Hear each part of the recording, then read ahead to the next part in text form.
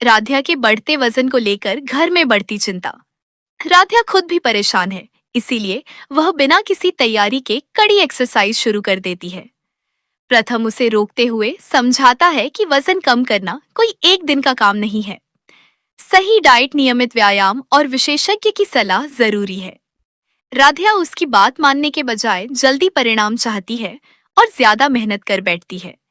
नतीजा यह होता है कि अगले दिन उसका पूरा शरीर दर्द से कराहने लगता है। प्रथम उसकी मदद करता है और दोनों के बीच भावुक पल आता है। लेकिन असली परेशानी तब शुरू होती है जब दादी राध्या के वजन को परिवार में संतान न होने से जोड़ देती है।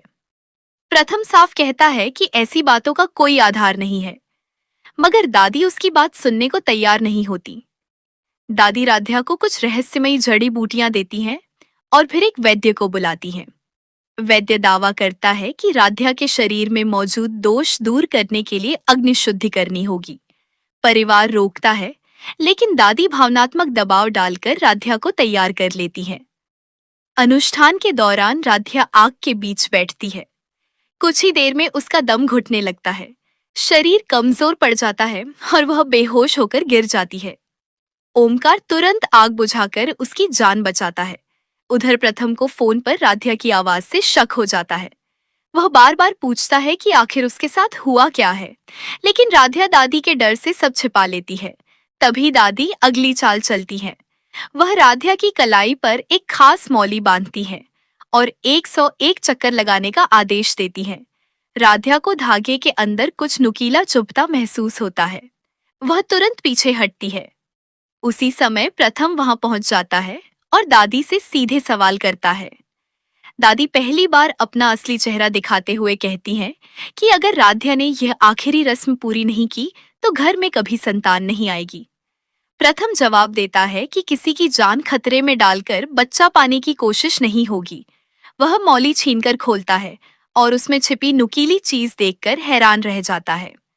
अब प्रथम को यकीन हो जाता है कि यह सिर्फ अंधविश्वास नहीं, बल्कि राध्या को नुकसान पहुंचाने की सोची समझी साजिश है। लेकिन दादी इतनी आसानी से हार मानने वाली नहीं है। लेकिन कहानी अभी खत्म नहीं हुई है, क्योंकि दादी के इस खतरनाक राज के पीछे आखिर कौन है और क्या प्रथम समय रहते राध्या को अगली साजिश से बचा पाएगा।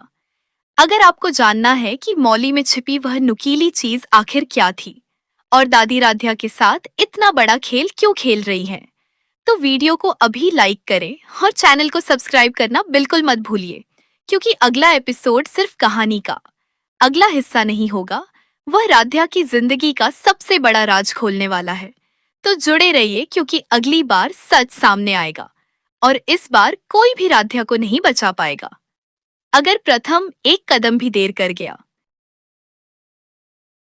हेलो दोस्तों, दादी अब राध्या के बिल्कुल ही पीछे पड़ चुकी हैं उसके वजन को लेकर के। जी हाँ दोस्तों, आप लोगों ने बिल्कुल सही सुना। सीरियल मन अति सुंदर के आगे अपकमिंग ट्विस्ट में आप लोग को देखने के लिए मिलने वाला है कि दादी को अब यह बिल्कुल ही बर्दाश्त नहीं हो रहा है कि आखिर मेरी बहू इतनी ज़्यादा मोटी क्यों है।